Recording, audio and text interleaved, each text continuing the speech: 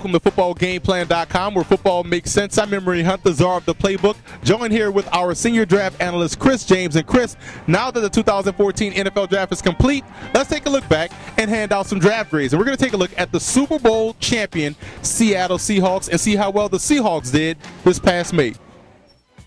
The reigning Super Bowl champs have built their success through the draft and came into the 2014 draft looking to add a few more impact players, especially on offense. Wide receiver Kevin Norwood was a solid performer for Alabama who ran excellent routes, and a cool story about defensive tackle Jimmy Staten out of Middle Tennessee State finding out he got drafted by the Seattle Seahawks during his college graduation.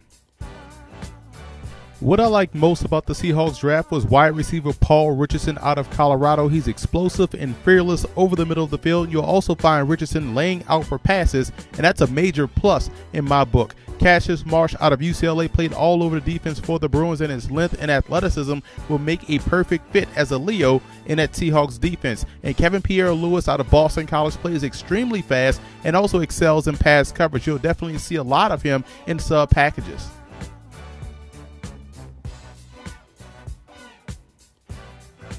What I questioned were some of the selections in this draft, like Justin Britt out of Missouri, and some of the later round selections. In my honest opinion, much better options were available, and I felt as though they could have done more from a talent perspective to help out Russell Wilson, especially at tackle and at wide receiver.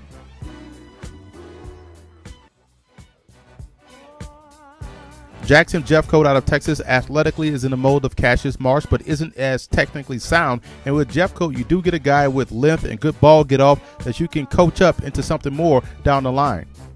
Deion Bailey out of USC played both linebacker and safety for the Trojans, and it's that versatility combined with his solid football IQ that makes him an ideal candidate for an undrafted rookie free agent that could stick and also excel.